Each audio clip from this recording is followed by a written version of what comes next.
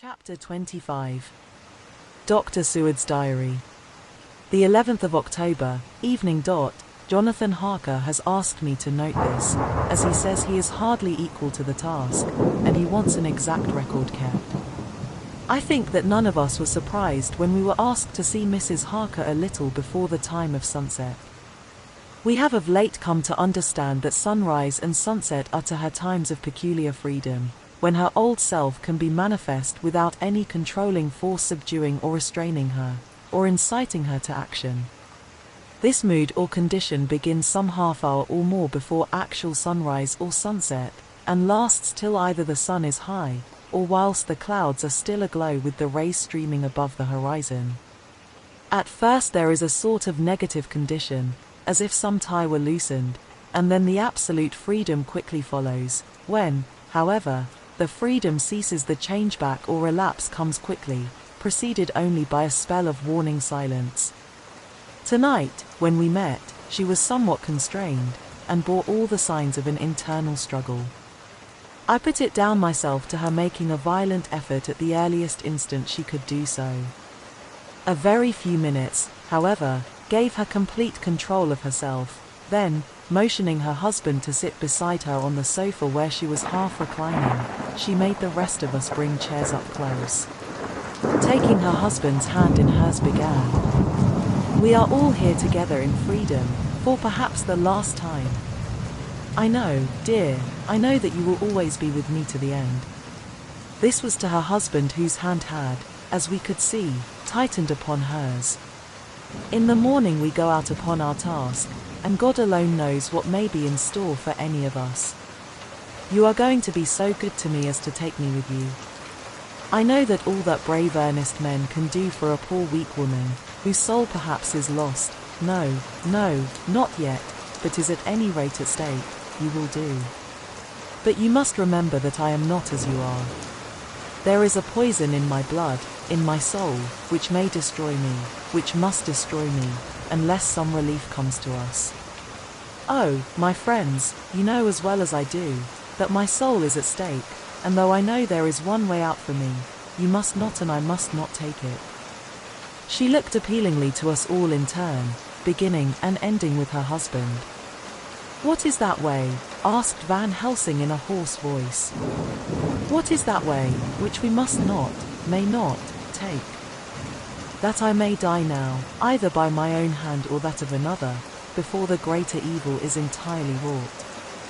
I know, and you know, that were I once dead you could and would set free my immortal spirit, even as you did my poor Lucy's. Were death, or the fear of death, the only thing that stood in the way, I would not shrink to die here, now, amidst the friends who love me. But death is not all. I cannot believe that to die in such a case, when there is hope before us and a bitter task to be done, is God's will. Therefore, I, on my part, give up here the certainty of eternal rest, and go out into the dark where may be the blackest things that the world or the nether world holds." We were all silent, for we knew instinctively that this was only a prelude. The faces of the others were set and Harker's grew ashen grey. Perhaps he guessed better than any of us what was coming. She continued, "This is what I can give into the hotchpot." I could not but note the quaint legal phrase which she used in such a place, and with all seriousness. "What will each of you give?" "Your lives, I know," she went on quickly, "that is easy for brave men. Your lives are God's, and you can give them back to him, but what will you give to me?" She looked again questioningly, but this time avoided her husband's face. Quincy seemed to understand, he nodded, and her face lit up. "Then I shall tell you plainly what I want, for there must be no doubtful matter in this connection between us now. You must promise me, one and all, even you, my beloved husband, that, should the time come, you will kill me." "What is that time?" The voice was Quincy's, but it was low and strained. "When you shall be convinced that I am so changed that it is better that I die than I may live. When I am thus dead in the flesh, then you will, without a moment's delay, drive a stake through me and cut off my head, or do whatever else may be wanting to give me rest." Quincy was the first to rise after the pause. He knelt down before her and taking her hand in his said solemnly, "I'm only a rough fellow, who hasn't, perhaps, lived as a man should to win such a distinction, but I swear to you by all that I hold sacred and dear that, should the time ever come, I shall not flinch from the duty that you have set us. And I promise you, too, that I shall make all certain, for if I am only doubtful I shall take it that the time has come." "My true friend," was all she could say amid her fast-falling tears, as, bending over, she kissed his hand. "I swear the same, my dear Madam Mina," said Van Helsing. "And I," said Lord Godalming, each of them in turn kneeling to her to take the oath. "I followed, myself." Then her husband turned to her wan-eyed and with a greenish pallor which subdued the snowy whiteness of his hair, and asked, "And must I, too, make such a promise, oh, my wife?" "You too, my dearest," she said, with infinite yearning of pity in her voice and eyes. "You must not shrink. You are nearest and dearest and all the world to me. Our souls are knit into one, for all life and all time. Think, dear, that there have been times when brave men have killed their wives and their womenkind, to keep them from falling into the hands of the enemy. Their hands did not falter any the more because those that they loved implored them to slay them. It is men's duty towards those whom they love, in such times of sore trial. And oh, my dear, if it is to be that I must meet death at any hand, let it be at the hand of him that loves me best. Dr. Van Helsing, I have not forgotten your mercy in poor Lucy's case to him he loved." She stopped with a flying blush, and changed her phrase, "to him who had best right to give her peace. If that time shall come again, I look to you to make it a happy memory of my husband's life that it was his loving hand which set me free from the awful thrall upon me." "Again I swear," came the professor's resonant voice. Mrs. Harker smiled, positively smiled, as with a sigh of relief she leaned back and said, "And now one word of warning, a warning which you must never forget. This time, if it ever come, may come quickly and unexpectedly, and in such case you must lose no time in using your opportunity. At such a time I myself might be, nay, if the time ever comes, shall be, leagued with your enemy against you. One more request," she became very solemn as she said this, "it is not vital and necessary like the other, but I want you to do one thing for me, if you will." We all acquiesced, but no one spoke. There was no need to speak. "I want you to read the burial service." She was interrupted by a deep groan from her husband. Taking his hand in hers, she held it over her heart, and continued, "You must read it over me some day. Whatever may be the issue of all this fearful state of things, it will be a sweet thought to all or some of us. You, my dearest, will I hope read it, for then it will be in your voice in my memory forever, come what may. But oh, my dear one," he pleaded, "death is afar off from you." "Nay," she said, holding up a warning hand. "I am deeper in death at this moment than if the weight of an earthly grave lay heavy upon me." "Oh, my wife, must I read it?" he said, before he began. "It would comfort me, my husband," was all she said, and he began to read when she had got the book ready. How could anyone, tell of that strange scene, its solemnity, its gloom, its sadness, its horror, and, withal, its sweetness? Even a skeptic, who can see nothing but a travesty of bitter truth in anything holy or emotional, would have been melted to the heart had he seen that little group of loving and devoted friends kneeling round that stricken and sorrowing lady, or heard the tender passion of her husband's voice, as in tones so broken with emotion that often he had to pause, he read the simple and beautiful service from the burial of the dead. I cannot go on, words, and, the voice, fail me. She was right in her instinct.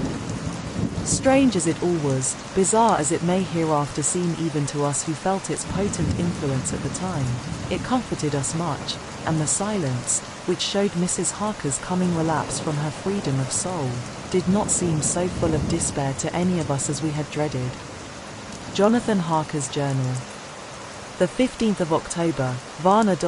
We left Charing Cross on the morning of the 12th, got to Paris the same night, and took the places secured for us in the Orient Express. We travelled night and day, arriving here at about 5 o'clock. Lord Godalming went to the consulate to see if any telegram had arrived for him, whilst the rest of us came on to this hotel, the Odessas. The journey may have had incidents. I was, however, too eager to get on, to care for them. Until the Chirina Catherine comes into port, there will be no interest for me in anything in the wide world. Thank God. Mina is well, and looks to be getting stronger. Her colour is coming back. She sleeps a great deal.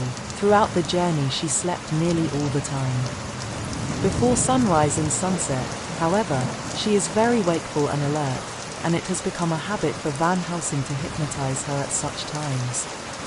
At first, some effort was needed, and he had to make many passes, but now, she seems to yield at once, as if by habit, and scarcely any action is needed.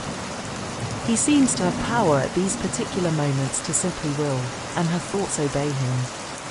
He always asks her what she can see and hear.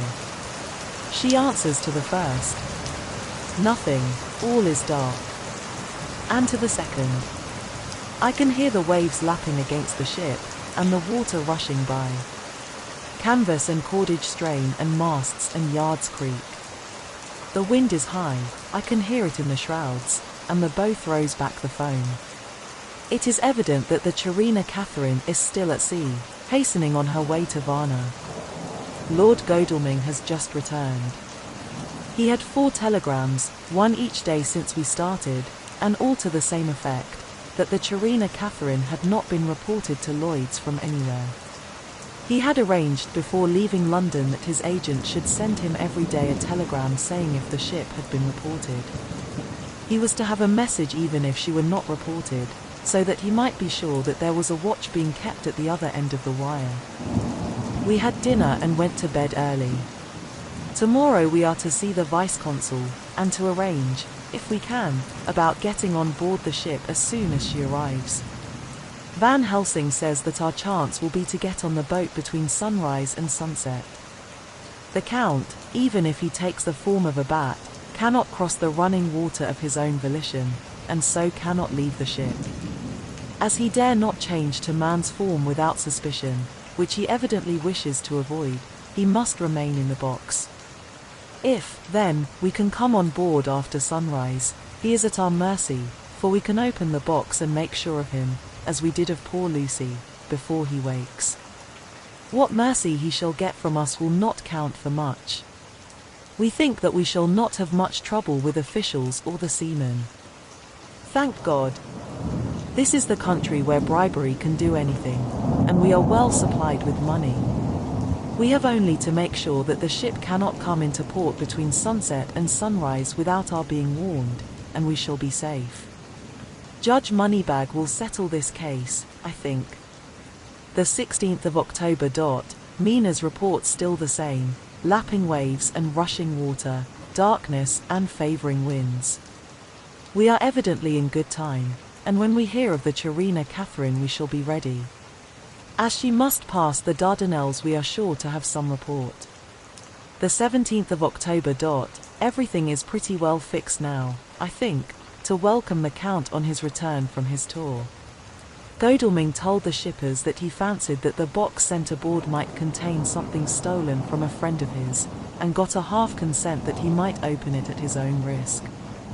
The owner gave him a paper telling the captain to give him every facility in doing whatever he chose on board the ship, and also a similar authorization to his agent at Varna. We have seen the agent, who was much impressed with Godalming's kindly manner to him, and we are all satisfied that whatever he can do to aid our wishes will be done. We have already arranged what to do in case we get the box open. If the Count is there, Van Helsing and Seward will cut off his head at once and drive a stake through his heart. Morris and Godalming and I shall prevent interference, even if we have to use the arms which we shall have ready. The Professor says that if we can so treat the Count's body, it will soon after fall into dust. In such case there would be no evidence against us, in case any suspicion of murder were aroused.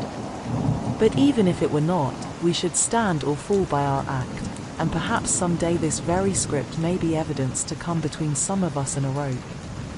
For myself, I should take the chance only too thankfully if it were to come. We mean to leave no stone unturned to carry out our intent. We have arranged with certain officials that the instant the Chirina Catherine is seen, we are to be informed by a special messenger. The 24th of October. A whole week of waiting. Daily telegrams to Godalming, but only the same story, not yet reported. Mina's morning and evening hypnotic answer is unvaried, lapping waves, rushing water, and creaking masts. Telegram, October 24th. Rufus Smith, Lloyd's, London, to Lord Godalming, care of H.B.M. Vice-Consul, Varna. Chirina Catherine reported this morning from Dardanelles. Dr. Seward's diary. The 25th of October. How I miss my phonograph. To write diary with a pen is irksome to me, but Van Helsing says I must. We were all wild with excitement yesterday when Godalming got his telegram from Lloyd's. I know now what men feel in battle when the call to action is heard. Mrs. Harker, alone of our party, did not show any signs of emotion. After all, it is not strange that she did not, for we took special care not to let her know anything about it, and we all tried not to show any excitement when we were in her presence. In old days she would, I am sure, have noticed, no matter how we might have tried to conceal it, but in this way she is greatly changed during the past 3 weeks. The lethargy grows upon her, and though she seems strong and well, and is getting back some of her color, Van Helsing and I are not satisfied. We talk of her often. We have not, however, said a word to the others. It would break poor Harker's heart, certainly his nerve, if he knew that we had even a suspicion on the subject. Van Helsing examines, he tells me, her teeth very carefully, whilst she is in the hypnotic condition, for he says that so long as they do not begin to sharpen there is no active danger of a change in her. If this change should come, it would be necessary to take steps. We both know what those steps would have to be, though we do not mention our thoughts to each other. We should neither of us shrink from the task, awful though it be to contemplate. Euthanasia is an excellent and a comforting word. I am grateful to whoever invented it. It is only about 24 hours' sail from the Dardanelles to here, at the rate the Chirina Catherine has come from London. She should therefore arrive some time in the morning, but as she cannot possibly get in before then, we are all about to retire early. We shall get up at 1 o'clock, so as to be ready. The 25th of October, noon. No news yet of the ship's arrival. Mrs. Harker's hypnotic report this morning was the same as usual, so it is possible that we may get news at any moment. We men are all in a fever of excitement, except Harker, who is calm. His hands are cold as ice, and an hour ago I found him wetting the edge of the great Gurkha knife which he now always carries with him. It will be a bad lookout for the Count if the edge of that kukri ever touches his throat, driven by that stern, ice-cold hand. Van Helsing and I were a little alarmed about Mrs. Harker today. About noon she got into a sort of lethargy which we did not like. Although we kept silence to the others, we were neither of us happy about it. She had been restless all the morning, so that we were at first glad to know that she was sleeping. When, however, her husband mentioned casually that she was sleeping so soundly that he could not wake her, we went to her room to see for ourselves. She was breathing naturally and looked so well and peaceful that we agreed that the sleep was better for her than anything else. Poor girl, she has so much to forget that it is no wonder that sleep, if it brings oblivion to her, does her good. Later. Our opinion was justified, for when after a refreshing sleep of some hours she woke up, she seemed brighter and better than she had been for days. At sunset she made the usual hypnotic report. Wherever he may be in the Black Sea, the Count is hurrying to his destination. To his doom, I trust. The 26th of October. Another day and no tidings of the Chirina Catherine. She ought to be here by now. That she is still journeying somewhere is apparent, for Mrs. Harker's hypnotic report at sunrise was still the same. It is possible that the vessel may be lying by, at times, for fog. Some of the steamers which came in last evening reported patches of fog both to north and south of the port. We must continue our watching, as the ship may now be signalled any moment. The 27th of October, noon dot, most strange, no news yet of the ship we wait for. Mrs. Harker reported last night and this morning as usual, lapping waves and rushing water, though she added that the waves were very faint. The telegrams from London have been the same, no further report. Van Helsing is terribly anxious, and told me just now that he fears the Count is escaping us.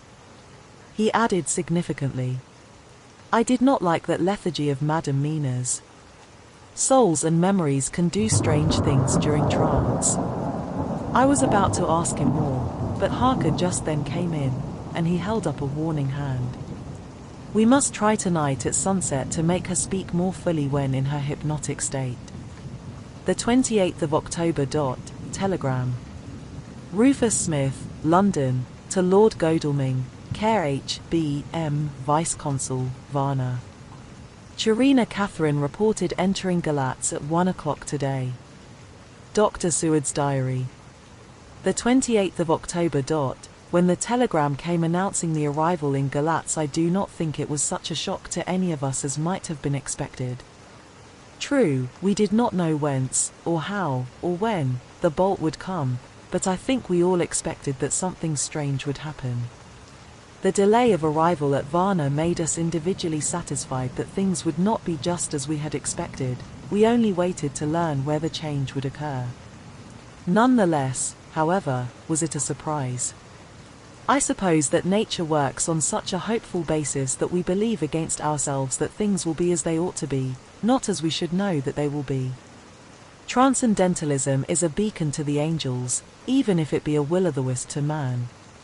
It was an odd experience and we all took it differently. Van Helsing raised his hand over his head for a moment, as though in remonstrance with the Almighty, but he said not a word, and in a few seconds stood up with his face sternly set. Lord Godalming grew very pale, and sat breathing heavily. I was myself half stunned and looked in wonder at one after another. Quincey Morris tightened his belt with that quick movement which I knew so well. In our old wandering days it meant action. Mrs. Harker grew ghastly white, so that the scar on her forehead seemed to burn, but she folded her hands meekly and looked up in prayer. Harker smiled, actually smiled, the dark, bitter smile of one who is without hope, but at the same time his action belied his words, for his hands instinctively sought the hilt of the great cookery knife and rested there. "When does the next train start for Galatz?" said Van Helsing to us generally. "At 6:30 tomorrow morning." We all started, for the answer came from Mrs. Harker. "How on earth do you know?" said Art. "You forget, or perhaps you do not know, though Jonathan does and so does Dr. Van Helsing, that I am the train fiend. At home in Exeter I always used to make up the timetables, so as to be helpful to my husband. I found it so useful sometimes, that I always make a study of the timetables now. I knew that if anything were to take us to Castle Dracula we should go by Galatz, or at any rate through Bucharest, so I learned the times very carefully. Unhappily there are not many to learn, as the only train tomorrow leaves as I say." "Wonderful woman," murmured the professor. "Can't we get a special?" asked Lord Godalming. Van Helsing shook his head. "I fear not. This land is very different from yours or mine. Even if we did have a special, it would probably not arrive as soon as our regular train. Moreover, we have something to prepare. We must think. Now let us organize. You, friend Arthur, go to the train and get the tickets and arrange that all be ready for us to go in the morning. Do you, friend Jonathan, go to the agent of the ship and get from him letters to the agent in Galatz, with authority to make search the ship just as it was here. Maurice Quincy, you see the vice-consul, and get his aid with his fellow in Galatz and all he can do to make our way smooth, so that no times be lost when over the Danube. John will stay with Madam Mina and me, and we shall consult. For so if time be long you may be delayed, and it will not matter when the sun set, since I am here with Madam to make report. And I, said Mrs. Harker brightly, and more like her old self than she had been for many a long day, shall try to be of use in all ways, and shall think and write for you as I used to do. Something is shifting from me in some strange way, and I feel freer than I have been of late. The three younger men looked happier at the moment as they seemed to realize the significance of her words, but Van Helsing and I, turning to each other, met each a grave and troubled glance. We said nothing at the time, however. When the three men had gone out to their tasks, Van Helsing asked Mrs. Harker to look up the copy of the diaries and find him the part of Harker's journal at the castle. She went away to get it. When the door was shut upon her, he said to me, "We mean the same. Speak out. There is some change. It is a hope that makes me sick, for it may deceive us." Quite so. Do you know why I asked her to get the manuscript? No, said I, unless it was to get an opportunity of seeing me alone. You are in part right, friend John, but only in part. I want to tell you something. And oh, my friend, I am taking a terrible risk, but I believe it is right. In the moment when Madam Mina said those words that arrest both our understanding, an inspiration came to me. In the trance of 3 days ago the Count sent her his spirit to read her mind, or more like he took her to see him in his earth box in the ship with water rushing, just as it go free at rise and set of sun. He learned then that we are here, for she have more to tell in her open life with eyes to see and ears to hear than he, shut, as he is, in his coffin box. Now he make his most effort to escape us. At present he want her not. He is sure with his so great knowledge that she will come at his call, but he cut her off, take her, as he can do, out of his own power, that so she come not to him. Ah! There I have hope that our man-brains that have been of man so long and that have not lost the grace of God, will come higher than his child-brain that lie in his tomb for centuries, that grow not yet to our stature, and that do only work selfish and therefore small. Here comes Madam Mina, not a word to her of her trance. She know it not, and it would overwhelm her and make despair just when we want all her hope, all her courage, when most we want all her great brain which is trained like man's brain, but is of sweet woman and have a special power which the Count give her, and which he may not take away altogether, though he think not so. Hush! Let me speak, and you shall learn. Oh, John, my friend, we are in awful straits. I fear, as I never feared before. We can only trust the good God. Silence! Here she comes. I thought that the professor was going to break down and have hysterics, just as he had when Lucy died, but with a great effort he controlled himself and was at perfect nervous poise when Mrs. Harker tripped into the room, bright and happy-looking and, in the doing of work, seemingly forgetful of her misery. As she came in, she handed a number of sheets of typewriting to Van Helsing. He looked over them gravely, his face brightening up as he read. Then holding the pages between his finger and thumb he said, "Friend John, to you with so much of experience already, and you, too, dear Madam Mina, that are young, here is a lesson, do not fear ever to think. A half-thought has been buzzing often in my brain, but I fear to let him loose his wings. Here now, with more knowledge, I go back to where that half-thought come from and I find that he be no half-thought at all, that be a whole thought, though so young that he is not yet strong to use his little wings. Nay, like the ugly duck of my friend Hans Andersen, he be no duck thought at all, but a big swan thought that sail nobly on big wings, when the time come for him to try them. See, I read here what Jonathan have written. There is some change. It is a hope that makes me sick, for it may deceive us. Quite so. Do you know why I asked her to get the manuscript? No, said I, unless it was to get an opportunity of seeing me alone. You are in part right, friend John, but only in part. I want to tell you something. And oh, my friend, I am taking a terrible, risk, but I believe it is right. In the moment when Madame Mina said those words that arrest both our understanding, an inspiration came to me. In the trance of 3 days ago the Count sent her his spirit to read her mind, or more like he took her to see him in his earth box in the ship with water rushing, just as it go free at rise and set of sun. He learned then that we are here, for she have more to tell in her open life with eyes to see and ears to hear than he, shut, as he is, in his coffin box. Now he make his most effort to escape us. At present he want her not.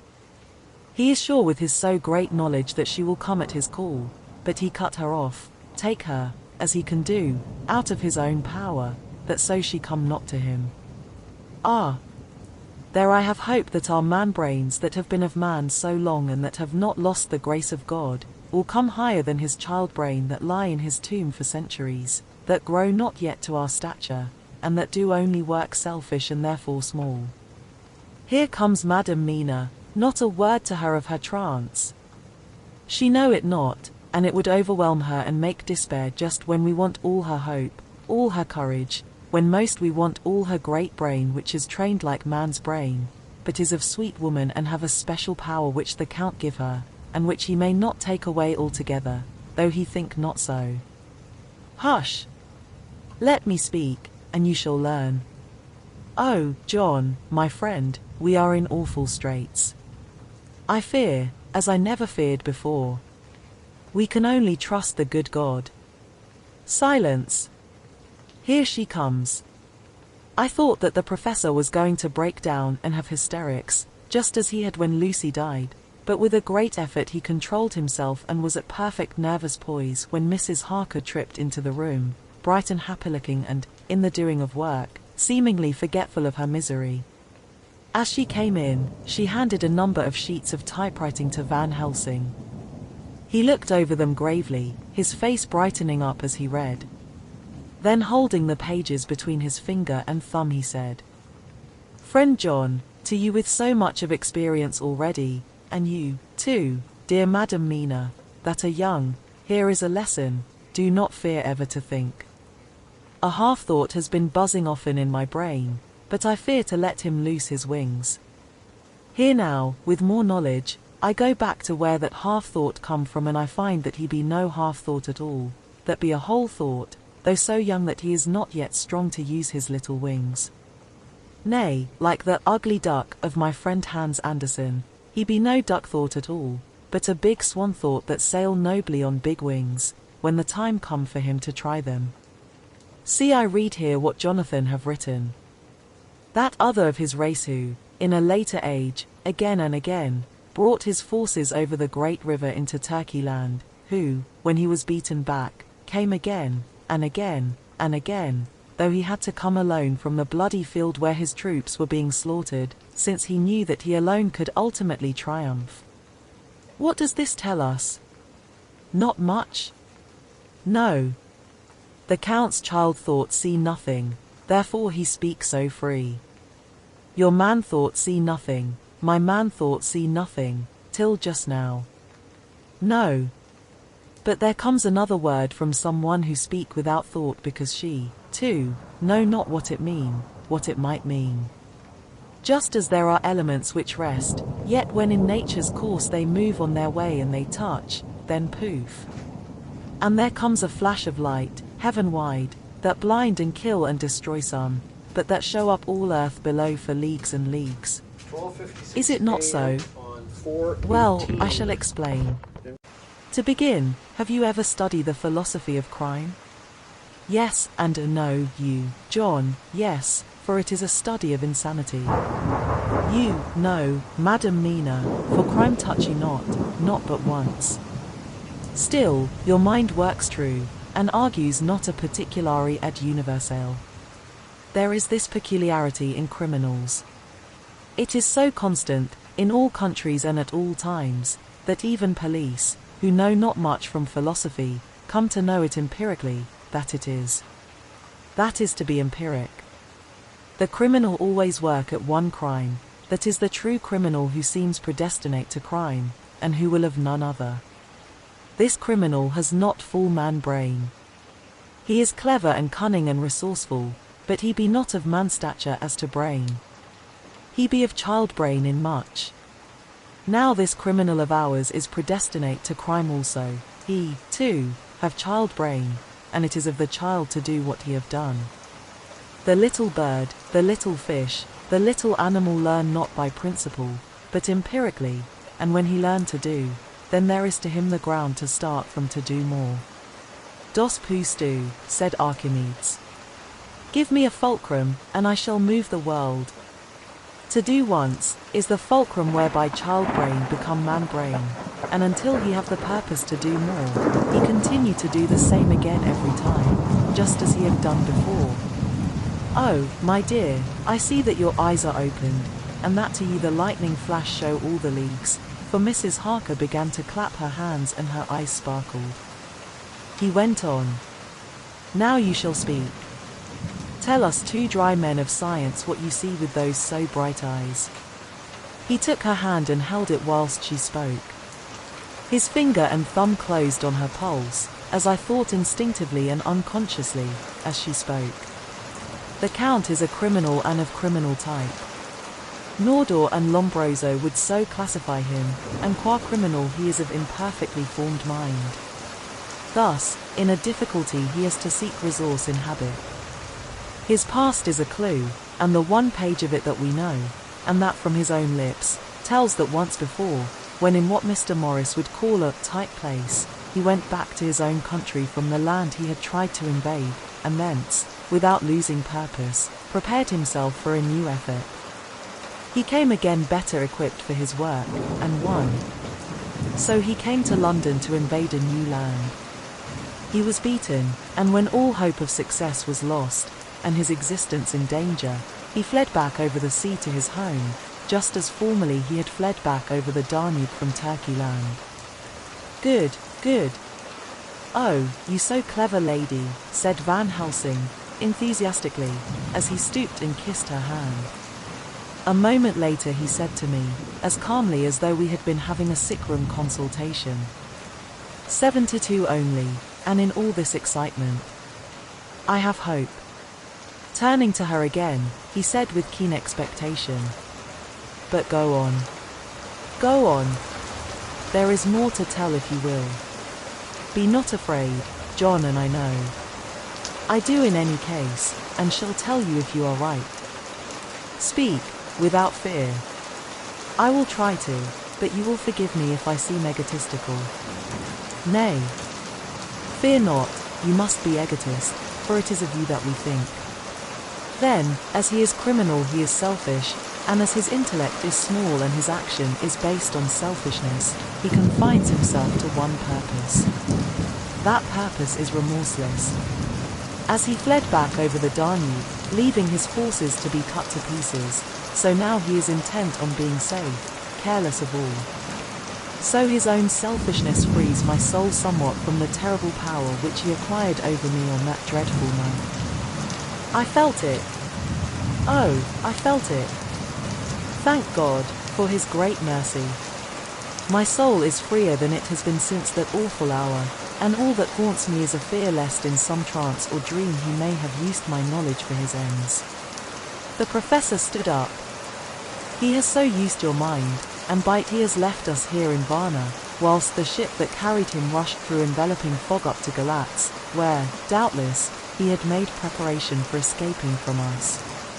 But his child mind only saw so far, and it may be that, as ever is in God's providence, the very thing that the evildoer most reckoned on for his selfish good, turns out to be his chiefest harm.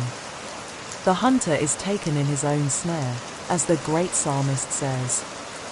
For now that he think he is free from every trace of us all, and that he has escaped us with so many hours to him, then his selfish child brain will whisper him to sleep. He think, too, that as he cut himself off from knowing your mind, there can be no knowledge of him to you, there is where he failed. That terrible baptism of blood which he give you makes you free to go to him in spirit, as you have as yet done in your times of freedom, when the sun rise and set. At such times you go by my volition and not by his, and this power to good of you and others, as you have won from your suffering at his hands. This is now all the more precious that he know it not, and to guard himself have even cut himself off from his knowledge of our wear. We, however, are not selfish, and we believe that God is with us through all this blackness, and these many dark hours. We shall follow him, and we shall not flinch, even if we peril ourselves that we become like him. Friend John, this has been a great hour, and it have done much to advance us on our way. You must be scribe and write him all down, so that when the others return from their work you can give it to them, then they shall know as we do. And so I have written it whilst we wait their return, and Mrs. Harker has written with her typewriter all since she brought the miss to us. Chapter 26. Dr. Seward's Diary. The 29th of October. This is written in the train from Varna to Galatz. Last night we all assembled a little before the time of sunset. Each of us had done his work as well as he could, so far as thought, and endeavor, and opportunity go. We are prepared for the whole of our journey, and for our work when we get to Galatz. When the usual time came round, Mrs. Harker prepared herself for her hypnotic effort, and after a longer and more serious effort on the part of Van Helsing than has been usually necessary, she sank into the trance. Usually she speaks on a hint, but this time the professor had to ask her questions, and to ask them pretty resolutely, before we could learn anything. At last her answer came. I can see nothing, we are still, there are no waves lapping, but only a steady swirl of water softly running against the hawser. I can hear men's voices calling, near and far, and the roll and creak of oars in the rowlocks.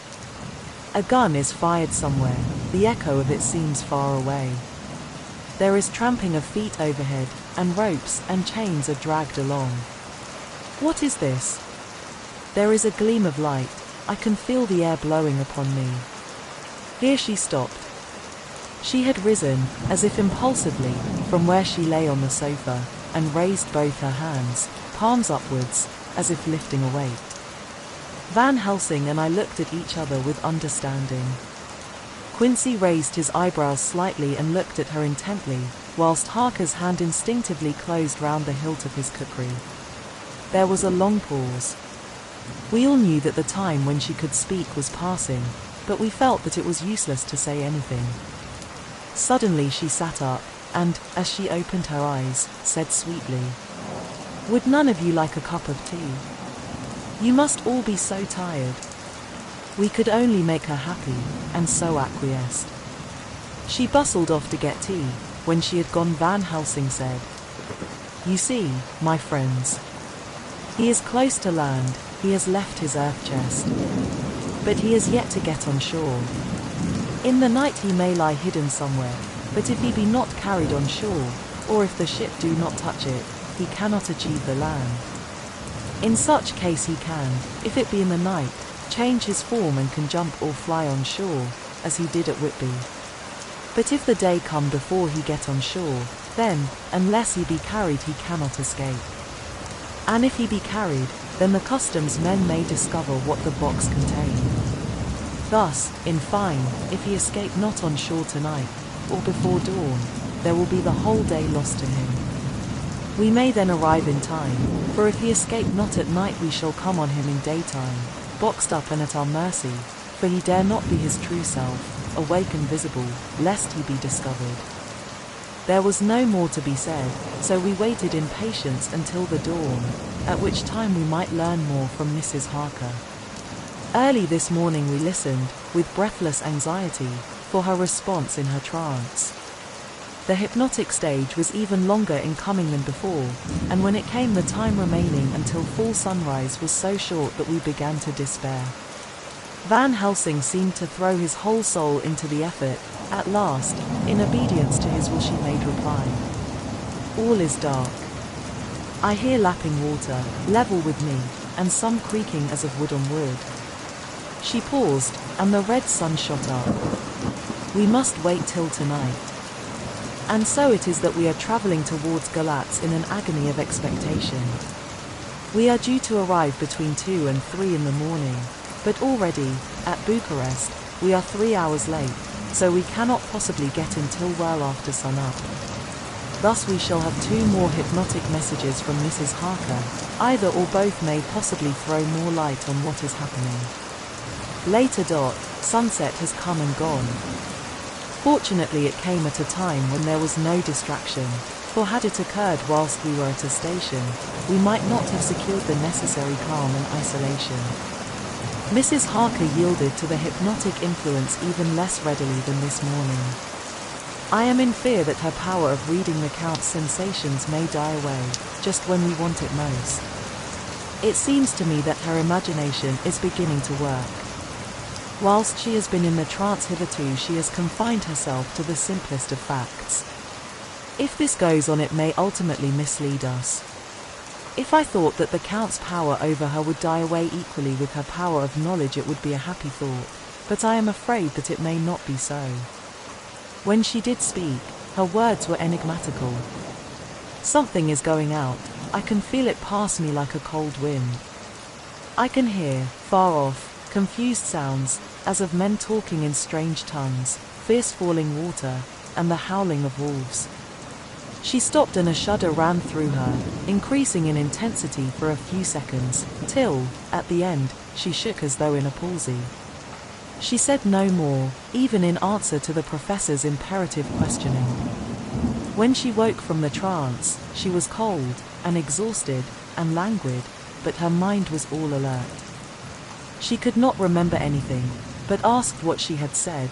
When she was told, she pondered over it deeply for a long time and in silence. The 30th of October, 7 a.m. We are near Galatz now, and I may not have time to write later. Sunrise this morning was anxiously looked for by us all. Knowing of the increasing difficulty of procuring the hypnotic trance, Van Helsing began his passes earlier than usual. They produced no effect, however, until the regular time, when she yielded with a still greater difficulty, only a minute before the sun rose. The professor lost no time in his questioning. Her answer came with equal quickness. All is dark. I hear water swirling by, level with my ears, and the creaking of wood on wood. Cattle low far off. There is another sound, a queer one like, she stopped and grew white, and whiter still. Go on, go on. Speak, I command you, said Van Helsing in an agonized voice. At the same time there was despair in his eyes, for the risen sun was reddening even Mrs. Harker's pale face. She opened her eyes, and we all started as she said, sweetly and seemingly with the utmost unconcern. Oh, Professor, why ask me to do what you know I can't? I don't remember anything. Then, seeing the look of amazement on our faces, she said, turning from one to the other with a troubled look. What have I said? What have I done? I know nothing, only that I was lying here, half asleep, and heard you say go on. Speak, I command you. It seemed so funny to hear you order me about, as if I were a bad child. Oh, Madam Mina, he said, sadly, it is proof, if proof be needed, of how I love and honor you, when a word for your good, spoken more earnest than ever, can seem so strange because it is to order her whom I am proud to obey. The whistles are sounding, we are nearing Galatz. We are on fire with anxiety and eagerness. Mina Harker's journal. The 30th of October. Mr. Morris took me to the hotel where our rooms had been ordered by telegraph, he being the one who could best be spared, since he does not speak any foreign language. The forces were distributed much as they had been at Varna, except that Lord Godalming went to the vice-consul, as his rank might serve as an immediate guarantee of some sort to the official, we being in extreme hurry. Jonathan and the 2 doctors went to the shipping agent to learn particulars of the arrival of the Czarina Catherine. Later. Lord Godalming has returned. The consul is away, and the vice-consul sick, so the routine work has been attended to by a clerk. He was very obliging, and offered to do anything in his power. Jonathan Harker's journal. The 30th of October. At 9 o'clock Dr. Van Helsing, Dr. Seward, and I called on Messrs. Mackenzie and Steinkorff, the agents of the London firm of Hapgood. They had received a wire from London, in answer to Lord Godalming's telegraph request, asking us to show them any civility in their power. They were more than kind and courteous, and took us at once on board the Cherina Catherine, which lay at anchor out in the river harbour. There we saw the captain, Donaldson by name, who told us of his voyage. He said that in all his life he had never had so favourable a run. Man, he said, but it made us afeard, for we expected that we should have to pay for it some rare piece o' ill luck, so as to keep up the average. It's no canny to run frae London to the Black Sea a wind ahint ye, as though the deil himself were blawing on your sail for his ain purpose. And the time we could no spee a thing. Gin we were nigh a ship, or a port, or a headland, a fog fell on us and travelled us, till when after it had lifted and we looked out, the deal a thing could we see. We ran by Gibraltar being able to signal, until we came to the Dardanelles and had to wait to get our permit to pass. We never were within hail o' aught. At first I inclined to slack off sail and beat about till the fog was lifted, but whiles, I thought that if the deal was minded to get us into the Black Sea quick, he was like to do it whether we would or no. If we had a quick voyage it would be no to our miscredit the owners, or no hurt to our traffic, and the old mon who had served his ain purpose would be decently grateful to us for no hinder in him. This mixture of simplicity and cunning, of superstition and commercial reasoning, aroused Van Helsing, who said, "Mine friend, that devil is more clever than he is thought by some, and he know when he meet his match." The skipper was not displeased with the compliment, and went on. When we got past the Bosphorus the men began to grumble. Some of them, the Romanians, came and asked me to heave overboard a big box which had been put on board by a queer-looking old man just before we had started frae London. I had seen them spy at the fellow, and put out their TWA fingers when they saw him, to guard against the evil eye. Man. But the superstition of foreigners is perfectly ridiculous. I sent them about their business pretty quick, but as just after a fog closed in on us I felt a wee bit as they did anent something, though I wouldn't say it was agin the big box. Well, on we went, and as the fog didn't let up for 5 days I just let the wind carry us, for if the deal wanted to get somewheres, well, he would fetch it up a reet. And if he didn't, well, we'd keep a sharp lookout anyhow. Sure enough, we had a fair way and deep water all the time, and 2 days ago, when the morning sun came through the fog, we found ourselves just in the river opposite Galatz. The Romanians were wild, and wanted me right or wrong to take out the box and fling it in the river. I had to RGWI them about it a handspike, and when the last o' them rose off the deck his head in his hand, I had convinced them that, evil eye or no evil eye, the property and the trust of my owners were better in my hands than in the river Danube. They had, mind ye, taken the box on the deck ready to fling in, and as it was marked Galatz Viavana, I thought I'd let it lie till we discharged in the port and get rid OTL Fegatha. We didn't do much clearing that day, and had to remain the nisht at anchor, but in the morning, braw and early, an hour before sun-up, a man came aboard an order, written to him from England, to receive a box marked for one Count Dracula. Sure enough the matter was one ready to his hand. He had his papers of reet, and glad I was to be rid o' the damn thing, for I was beginning, Marcel, to feel uneasy at it. If the deal did have any luggage aboard the ship, I'm thinking it was nae nither than that same. What was the name of the man who took it? Asked Dr. Van Helsing with restrained eagerness. I'll be telling ye quick, he answered, and, stepping down to his cabin, produced a receipt signed Emmanuel Heilchen. Bergenstrasse 16 was the address.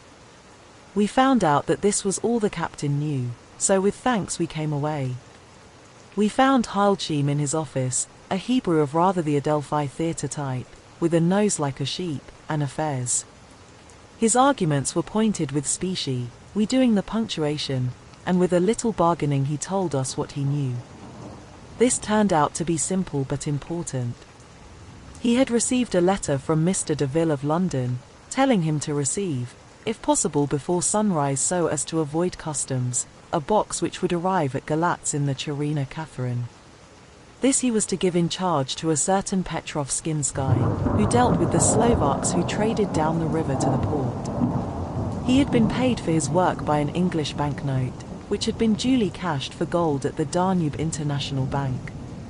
When Skinsky had come to him, he had taken him to the ship and handed over the box, so as to save porterage. That was all he knew. We then sought for Skinsky, but were unable to find him. One of his neighbors, who did not seem to bear him any affection, said that he had gone away 2 days before, no one knew whither. This was corroborated by his landlord, who had received by messenger the key of the house together with the rent due, in English money. This had been between 10 and 11 o'clock last night. We were at a standstill again.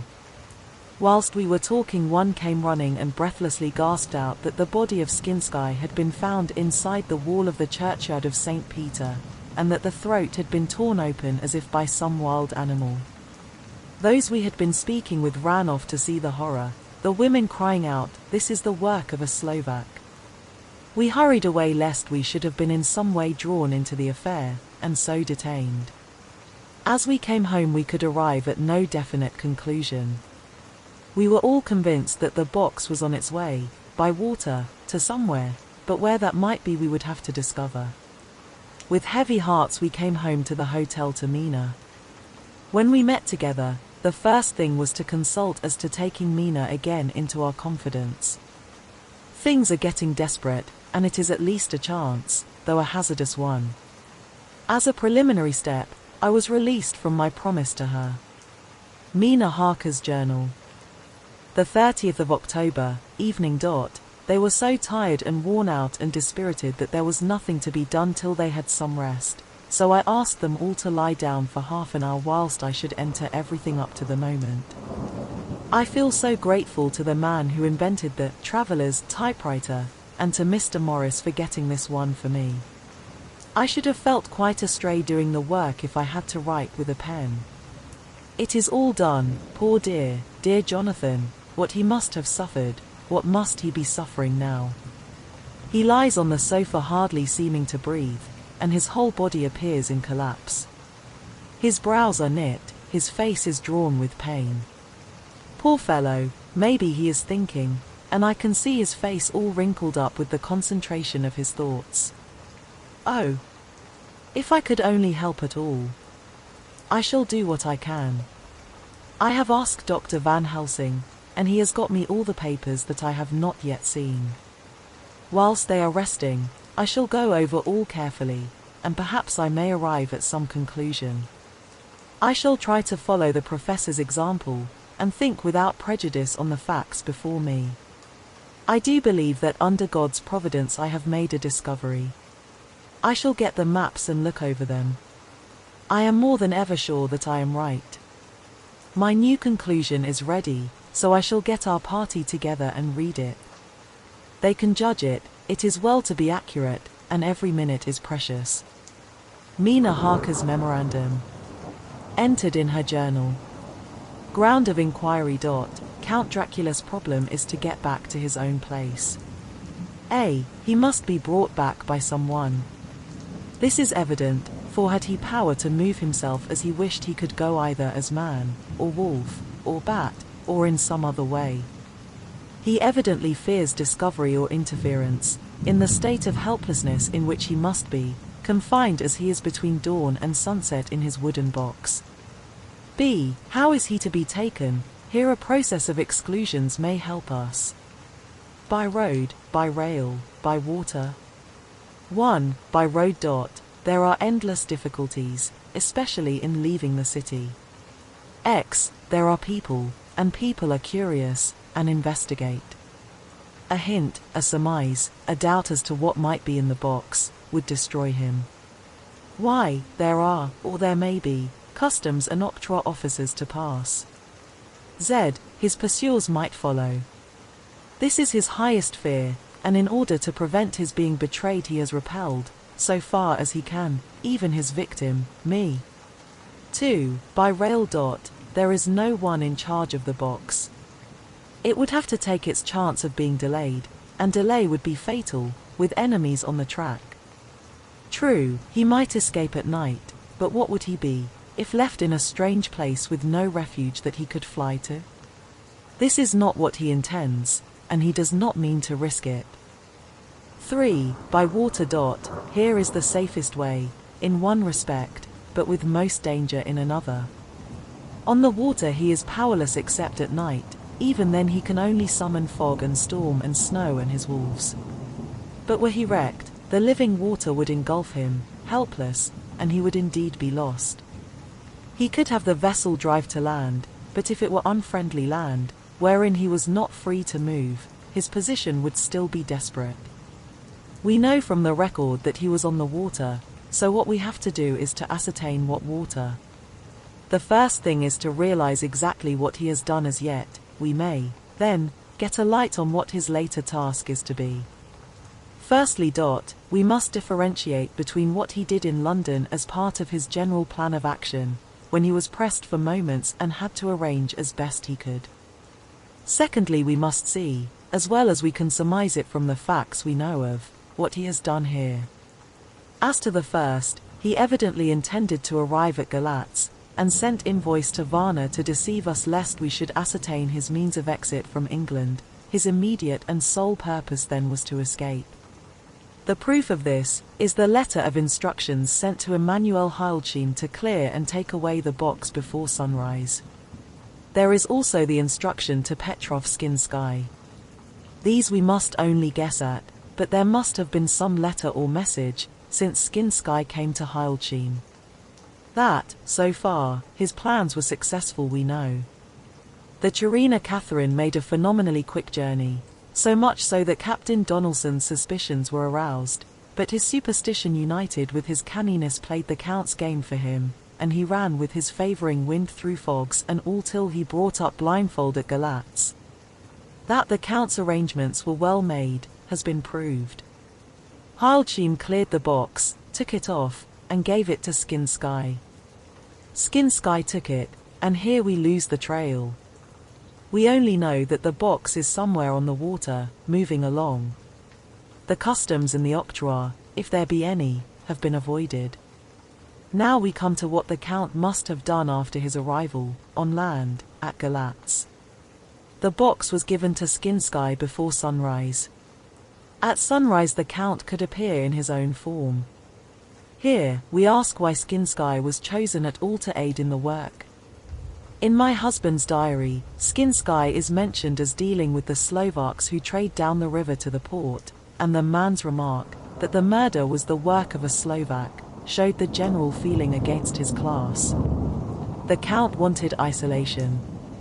My surmise is, this, that in London the Count decided to get back to his castle by water, as the most safe and secret way. He was brought from the castle by Skani, and probably they delivered their cargo to Slovaks who took the boxes to Varna, for there they were shipped for London. Thus the Count had knowledge of the persons who could arrange this service. When the box was on land, before sunrise or after sunset, he came out from his box, met Skinsky, and instructed him what to do as to arranging the carriage of the box up some river. When this was done, and he knew that all was in train, he blotted out his traces, as he thought, by murdering his agent. I have examined the map and find that the river most suitable for the Slovaks to have ascended is either the Pruth or the Sereth. I read in the typescript that in my trance I heard cows low and waters swirling level with my ears and the creaking of wood. The Count in his box, then, was on a river in an open boat, propelled probably either by oars or poles, for the banks are near and it is working against stream. There would be no such sound if floating downstream. Of course it may not be either the Sereth or the Pruth, but we may possibly investigate further. Now of these two, the Pruth is the more easily navigated, but the Sereth is, at Fundu, joined by the Bistritza which runs up round the Borgo Pass. The loop it makes is manifestly as close to Dracula's castle as can be got by water. Mina Harker's journal continued. When I had done reading, Jonathan took me in his arms and kissed me. The others kept shaking me by both hands, and Dr. Van Helsing said, "Our dear Madam Mina is once more our teacher. Her eyes have been where we were blinded. Now we are on the track once again, and this time we may succeed. Our enemy is at his most helpless, and if we can come on him by day, on the water, our task will be over. He has a start, but he is powerless to hasten, as he may not leave his box lest those who carry him may suspect. For them to suspect would be to prompt them to throw him in the stream where he perish. This he knows, and will not. Now men, to our council of war, for, here and now, we must plan what each and all shall do." "I shall get a steam launch and follow him," said Lord Godalming. "And I, horses to follow on the bank lest by chance he land," said Mr. Morris. "Good," said the Professor, "both good. But neither must go alone. There must be force to overcome force if need be. The Slovak is strong and rough, and he carries rude arms." All the men smiled, for amongst them they carried a small arsenal. Said Mr. Morris, "I have brought some Winchesters. They are pretty handy in a crowd, and there may be wolves." The Count, if you remember, took some other precautions. He made some requisitions on others that Mrs. Harker could not quite hear or understand. "We must be ready at all points." Dr. Seward said, "I think I had better go with Quincy. We have been accustomed to hunt together, and we too, well armed, will be a match for whatever may come along. You must not be alone, Art. It may be necessary to fight the Slovaks, and a chance thrust, for I don't suppose these fellows carry guns, would undo all our plans. There must be no chances, this time. We shall not rest until the Count's head and body have been separated, and we are sure that he cannot reincarnate." He looked at Jonathan as he spoke, and Jonathan looked at me. I could see that the poor dear was torn about in his mind. Of course he wanted to be with me, but then the boat service would, most likely, be the one which would destroy the vampire. Why did I hesitate to write the word? He was silent a while, and during his silence Dr. Van Helsing spoke. "Friend Jonathan, this is to you for twice reasons. First, because you are young and brave and can fight, and all energies may be needed at the last, and again that it is your right to destroy him, that, which has wrought such woe to you and yours. Be not afraid for Madam Mina, she will be my care, if I may. I am old. My legs are not so quick to run as once, and I am not used to ride so long or to pursue as need be, or to fight with lethal weapons. But I can be of other service, I can fight in other way. And I can die, if need be, as well as younger men. Now let me say that what I would is this, while you, my Lord Godalming and friend Jonathan go in your so swift little steamboat up the river, and whilst John and Quincy guard the bank where perchance he might be landed, I will take Madam Mina right into the heart of the enemy's country. Whilst the old fox is tied in his box, floating on the running stream whence he cannot escape to land, where he dares not raise the lid of his coffin box lest his Slovak carriers should in fear leave him to perish, we shall go in the track where Jonathan went, from Bistritz over the Borgo, and find our way to the castle of Dracula. Here, Madam Mina's hypnotic power will surely help, and we shall find our way, all dark and unknown otherwise, after the first sunrise when we are near that fateful place. There is much to be done, and other places to be made sanctify, so that that nest of vipers be obliterated." Here Jonathan interrupted him hotly. "Do you mean to say, Professor Van Helsing, that you would bring Mina, in her sad case and tainted as she is with that devil's illness, right into the jaws of his death trap? Not for the world. Not for heaven or hell." He became almost speechless for a minute, and then went on. "Do you know what the place is?" Have you seen that awful den of hellish infamy, with the very moonlight alive with grisly shapes, and every speck of dust that whirls in the wind a devouring monster in embryo? Have you felt the vampire's lips upon your throat? Here he turned to me, and as his eyes lit on my forehead he threw up his arms with a cry. Oh, my God, what have we done to have this terror upon us? And he sank down on the sofa in a collapse of misery. The professor's voice, as he spoke in clear, sweet tones, which seemed to vibrate in the air, calmed us all. Oh, my friend, it is because I would save Madame Mina from that awful place that I would go. God forbid that I should take her into that place. There is work, wild work, to be done there, that her eyes may not see. We men here, all save Jonathan, have seen with their own eyes what is to be done before that place can be purified. Remember that we are in terrible straits. If the Count escape us this time, and he is strong and subtle and cunning, he may choose to sleep him for a century, and then in time our dear 1 inch, he took my hand, would come to him to keep him company, and would be as those others that you, Jonathan, saw. You have told us of their gloating lips, you heard their ribald laugh as they clutched the moving bag that the Count threw to them. You shudder, and well may it be. Forgive me that I make you so much pain, but it is necessary. My friend, is it not a dire need for the which I am giving, possibly my life? If it were that anyone went into that place to stay, it is I who would have to go to keep them company. Do as you will, said Jonathan, with a sob that shook him all over, we are in the hands of God. Later. Oh, it did me good to see the way that these brave men worked. How can women help loving men when they are so earnest, and so true, and so brave? And, too, it made me think of the wonderful power of money. What can it not do when it is properly applied, and what might it do when basely used? I felt so thankful that Lord Godalming is rich, and that both he and Mr. Morris, who also has plenty of money, are willing to spend it so freely. For if they did not, our little expedition could not start, either so promptly or so well equipped, as it will within another hour. It is not 3 hours since it was arranged what part each of us was to do, and now Lord Godalming and Jonathan have a lovely steam launch, with steam up ready to start at a moment's notice. Dr. Seward and Mr. Morris have half a dozen good horses, well appointed. We have all the maps and appliances of various kinds that can be had. Professor Van Helsing and I are to leave by the 11:40 train tonight for Veresti, where we are to get a carriage to drive to the Borgo Pass. We are bringing a good deal of ready money, as we are to buy a carriage and horses. We shall drive ourselves, for we have no one whom we can trust in the matter. The professor knows something of a great many languages, so we shall get on all right.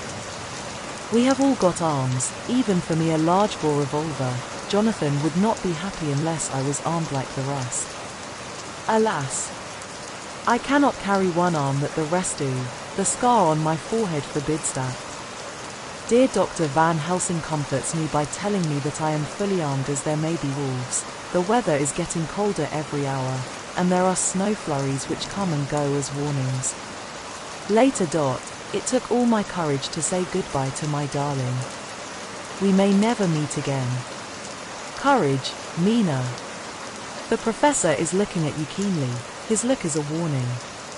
There must be no tears now, unless it may be that God will let them fall in gladness. Jonathan Harker's Journal. October 30th. Night. I am writing this in the light from the furnace door of the steam launch. Lord Godalming is firing up. He is an experienced hand at the work, as he has had for years a launch of his own on the Thames, and another on the Norfolk Broads. Regarding our plans, we finally decided that Mina's guess was correct, and that if any waterway was chosen for the Count's escape back to his castle, the Seraph and then the Bistritza at its junction, would be the one. We took it, that somewhere about the 47th degree, north latitude, would be the place chosen for the crossing the country between the river and the Carpathians. We have no fear in running at good speed up the river at night.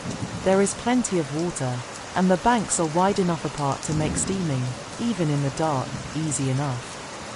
Lord Godalming tells me to sleep for a while, as it is enough for the present for one to be on watch. But I cannot sleep. How can I, with the terrible danger hanging over my darling, and her going out into that awful place? My only comfort is that we are in the hands of God. Only for that faith it would be easier to die than to live, and so be quit of all the trouble. Mr. Morris and Dr. Seward were off on their long ride before we started. They are to keep up the right bank, far enough off to get on higher lands where they can see a good stretch of river and avoid the following of its curves. They have, for the first stages, 2 men to ride and lead their spare horses, for in all, so as not to excite curiosity. When they dismiss the men, which shall be shortly, they shall themselves look after the horses. It may be necessary for us to join forces, if so they can mount our whole party. One of the saddles has a movable horn, and can be easily adapted for Mina, if required. It is a wild adventure we are on. Here, as we are rushing along through the darkness, with the cold from the river seeming to rise up and strike us, with all the mysterious voices of the night around us, it all comes home. We seem to be drifting into unknown places and unknown ways, into a whole world of dark and dreadful things. Godalming is shutting the furnace door. The 31st of October. Still hurrying along. The day has come, and Godalming is sleeping. I am on watch. The morning is bitterly cold, the furnace heat is grateful, though we have heavy fur coats. As yet we have passed only a few open boats, but none of them had on board any box or package of anything like the size of the one we seek. The men were scared every time we turned our electric lamp on them, and fell on their knees and prayed. The 1st of November, evening. No news all day, we have found nothing of the kind we seek. We have now passed into the Bistritza, and if we are wrong in our surmise our chance is gone. We have overhauled every boat, big and little. Early this morning, one crew took us for a government boat, and treated us accordingly. We saw in this a way of smoothing matters, so at Fundu, where the Bistritza runs into the Serif, we got a Romanian flag which we now fly conspicuously. With every boat which we have overhauled since then this trick has succeeded. We have had every deference shown to us, and not once any objection to whatever we chose to ask or do. Some of the Slovaks tell us that a big boat passed them, going at more than usual speed as she had a double crew on board. This was before they came to Fundu, so they could not tell us whether the boat turned into the Bistritza or continued on up the Serif. At Fundu we could not hear of any such boat, so she must have passed there in the night. I am feeling very sleepy, the cold is perhaps beginning to tell upon me, and nature must have rest some time. Godalming insists that he shall keep the first watch. God bless him for all his goodness to poor dear Mina and me. The 2nd of November, morning. It is broad daylight. That good fellow would not wake me. He says it would have been a sin to, for I slept peacefully and was forgetting my trouble. It seems brutally selfish to me to have slept so long, and let him watch all night, but he was quite right. I am a new man this morning, and, as I sit here and watch him sleeping, I can do all that is necessary both as to minding the engine, steering, and keeping watch. I can feel that my strength and energy are coming back to me. I wonder where Mina is now, and Van Helsing. They should have got to Beresti about noon on Wednesday. It would take them some time to get the carriage and horses, so if they had started and travelled hard, they would be about now at the Borgo Pass. God guide and help them. I am afraid to think what may happen. If we could only go faster. But we cannot, the engines are throbbing and doing their utmost. I wonder how Dr. Seward and Mr. Morris are getting on. There seem to be endless streams running down the mountains into this river, but as none of them are very large, at present, at all events, though they are terrible doubtless in winter and when the snow melts, the horsemen may not have met much obstruction. I hope that before we get to Strasbourg we may see them, for if by that time we have not overtaken the Count, it may be necessary to take counsel together what to do next. Dr. Seward's Diary. The 2nd of November. 3 days on the road. No news, and no time to write it if there had been, for every moment is precious. We have had only the rest needful for the horses, but we are both bearing it wonderfully. Those adventurous days of ours are turning up useful. We must push on, we shall never feel happy till we get the launch in sight again. The 3rd of November. We heard at Fundu that the launch had gone up the Bistritza. I wish it wasn't so cold. There are signs of snow coming, and if it falls heavy it will stop us. In such case we must get a sledge and go on, Russian fashion. The 4th of November. Today we heard of the launch having been detained by an accident when trying to force a way up the rapids. The Slovak boats get up all right, by aid of a rope and steering with knowledge. Some went up only a few hours before. Godalming is an amateur fitter himself, and evidently it was he who put the launch in trim again. Finally, they got up the rapids all right, with local help, and are off on the chase afresh. I fear that the boat is not any better for the accident. The peasantry tell us that after she got upon smooth water again, she kept stopping every now and again so long as she was in sight. We must push on harder than ever, our help may be wanted soon. Mina Harker's journal. The 31st of October. Arrived at Veresti at noon. The professor tells me that this morning at dawn he could hardly hypnotize me at all, and that all I could say was, dark and quiet. He is off now buying a carriage and horses. He says that he will later on try to buy additional horses, so that we may be able to change them on the way. We have something more than 70 miles before us. The country is lovely, and most interesting. If only we were under different conditions, how delightful it would be to see it all. If Jonathan and I were driving through it alone, what a pleasure it would be. To stop and see people, and learn something of their life, and to fill our minds and memories with all the color and picturesqueness of the whole wild, beautiful country and the quaint people. But, alas! Later. Dr. Van Helsing has returned. He has got the carriage and horses, we are to have some dinner, and to start in an hour.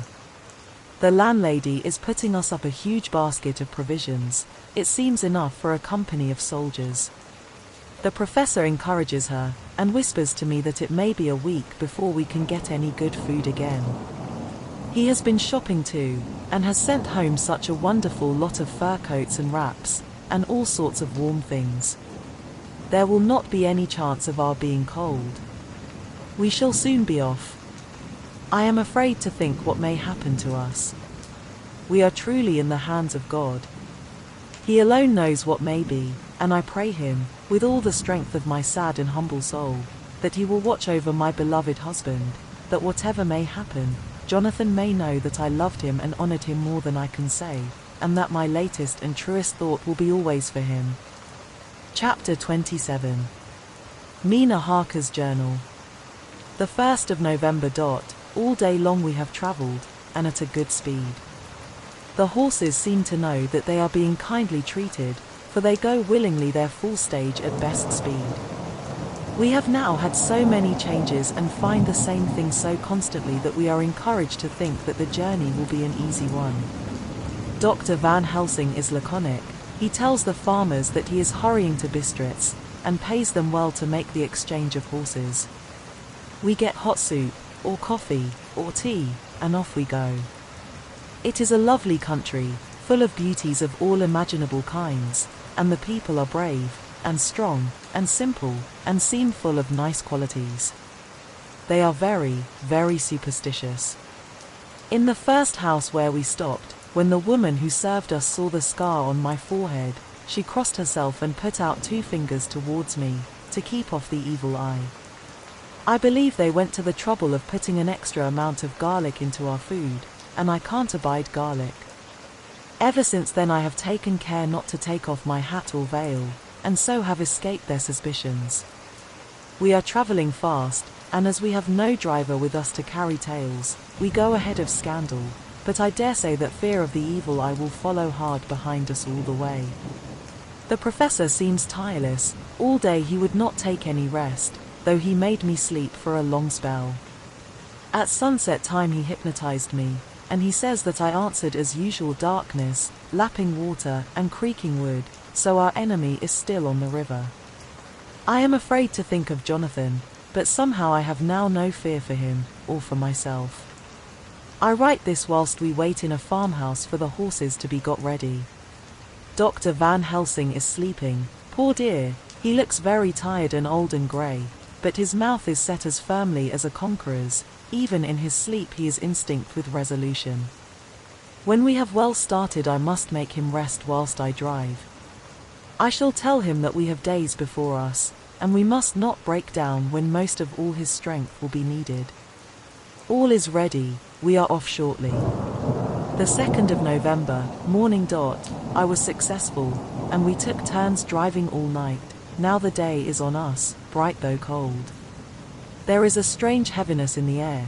I say heaviness for want of a better word, I mean that it oppresses us both. It is very cold, and only our warm furs keep us comfortable. At dawn Van Helsing hypnotized me. He says I answered: darkness, creaking wood, and roaring water, so the river is changing as they ascend. I do hope that my darling will not run any chance of danger, more than need be, but we are in God's hands. The 5th of November, morning dot, let me be accurate in everything, for though you and I have seen some strange things together, you may at the first think that I, Van Helsing, am mad, that the many horrors and the so long strain on nerves has at the last turned my brain.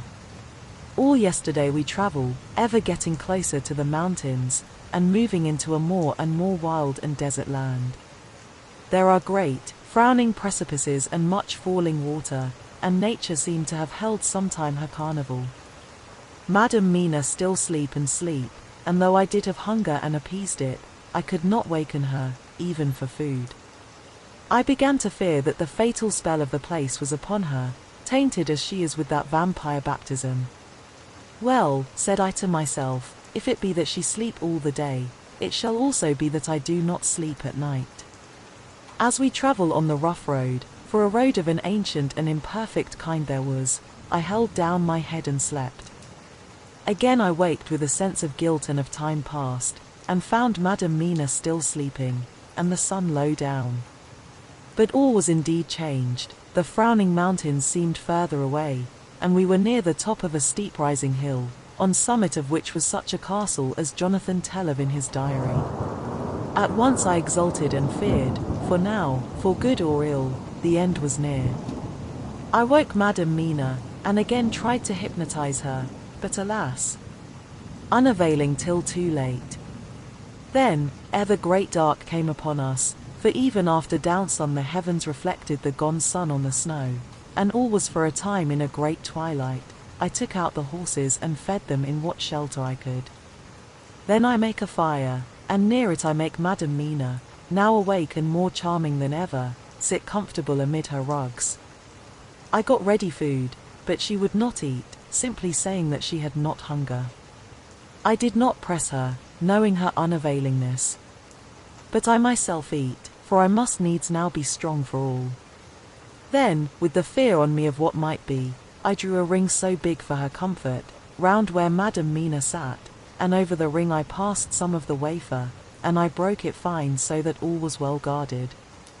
She sat still all the time, so still as one dead, and she grew whiter and ever whiter till the snow was not more pale, and no word she said. But when I drew near, she clung to me, and I could know that the poor soul shook her from head to feet with a tremor that was pain to feel. I said to her presently, when she had grown more quiet, "Will you not come over to the fire, for I wished to make a test of what she could." She rose obedient, but when she had made a step she stopped, and stood as one stricken. "Why not go on?" I asked. She shook her head, and, coming back, sat down in her place. Then, looking at me with open eyes, as of one waked from sleep, she said simply, "I cannot," and remained silent. I rejoiced, for I knew that what she could not, none of those that we dreaded could. Though there might be danger to her body, yet her soul was safe, Presently the horses began to scream, and tore at their tethers till I came to them and quieted them. When they did feel my hands on them, they whinnied low as in joy, and licked at my hands and were quiet for a time. Many times through the night did I come to them, till it arrived to the cold hour when all nature is at lowest, and every time my coming was with quiet of them.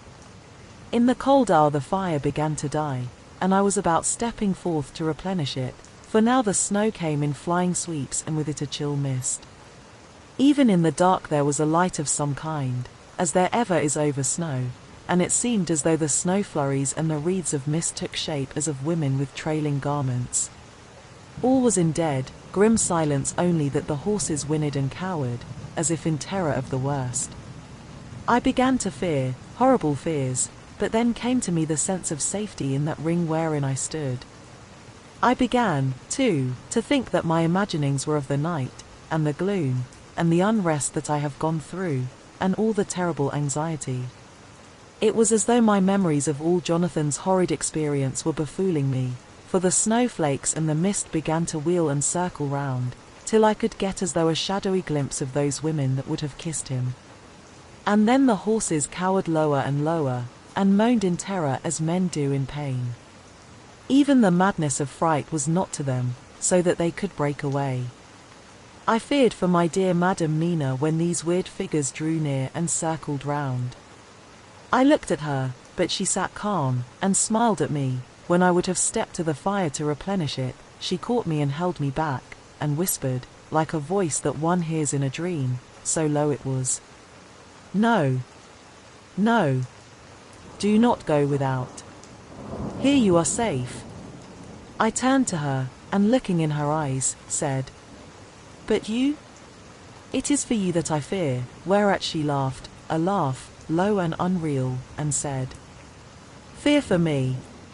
Why fear for me? None safer in all the world from them than I am." And as I wondered at the meaning of her words, a puff of wind made the flame leap up, and I see the red scar on her forehead. Then, alas! I knew. Did I not, I would soon have learned, for the wheeling figures of mist and snow came closer, but keeping ever without the holy circle.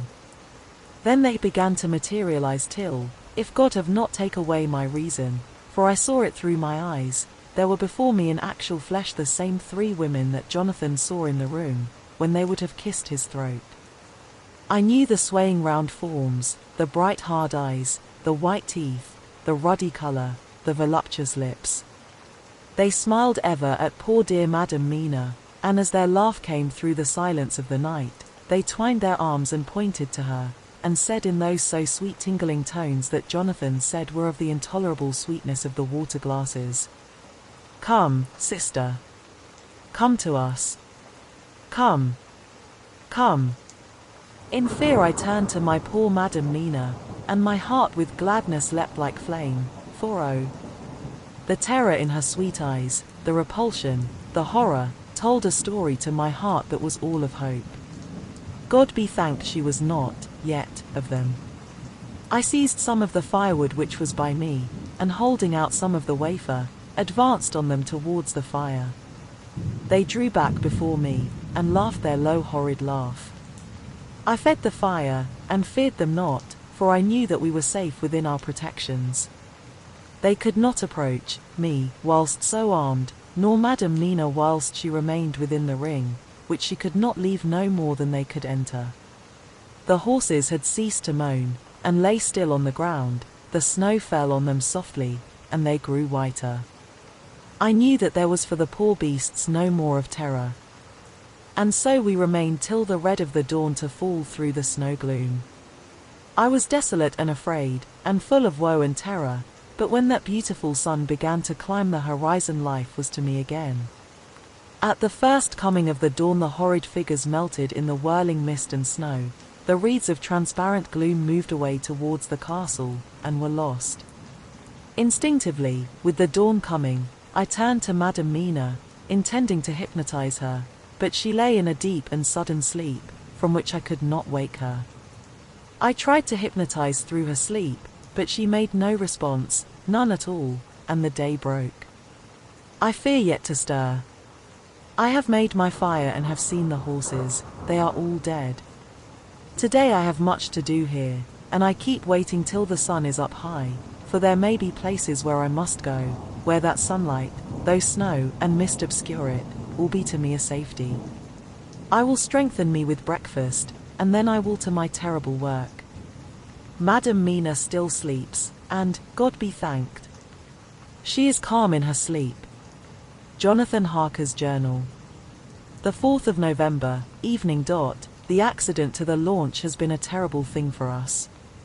Only for it we should have overtaken the boat long ago, and by now my dear Mina would have been free.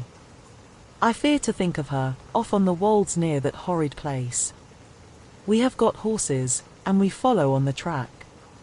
I note this whilst Godalming is getting ready. We have our arms. The Scarni must look out if they mean fight. Oh, if only Morris and Seward were with us. We must only hope. If I write no more goodbye, Mina. God bless and keep you. Dr. Seward's Diary. The 5th of November. With the dawn we saw the body of Scarni before us dashing away from the river with their lighter wagon. They surrounded it in a cluster, and hurried along as though beset. The snow is falling lightly and there is a strange excitement in the air. It may be our own feelings, but the depression is strange. Far off I hear the howling of wolves, the snow brings them down from the mountains, and there are dangers to all of us, and from all sides. The horses are nearly ready, and we are soon off. We ride to death of someone. God alone knows who, or where, or what, or when, or how it may be. Dr. Van Helsing's Memorandum. The 5th of November, afternoon. I am at least sane. Thank God for that mercy at all events, though the proving it has been dreadful. When I left Madam Mina sleeping within the holy circle, I took my way to the castle. The blacksmith hammer which I took in the carriage from Boresti was useful. Though the doors were all open I broke them off the rusty hinges, lest some ill intent or ill chance should close them, so that being entered I might not get out. Jonathan's bitter experience served me here.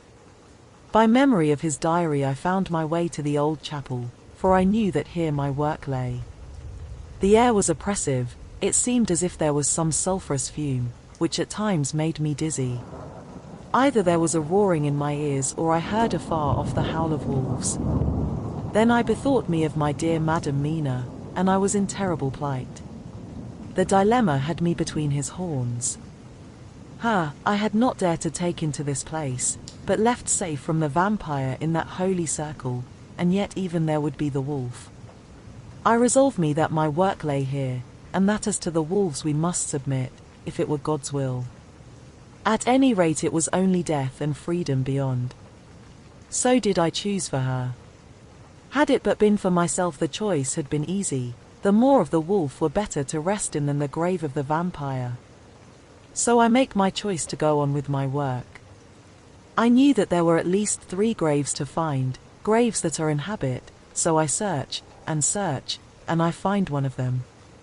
She lay in her vampire sleep, so full of life and voluptuous beauty that I shudder as though I have come to do murder. Ah, I doubt not that in old time, when such things were, many a man who set forth to do such a task as mine, found at the last his heart fail him, and then his nerve. So he delay, and delay, and delay, till the mere beauty and the fascination of the wanton dead have hypnotized him, and he remain on, till sunset come, and the vampire sleep be over. Then the beautiful eyes of the fair woman open and look love, and the voluptuous mouth present to a kiss, and man is weak.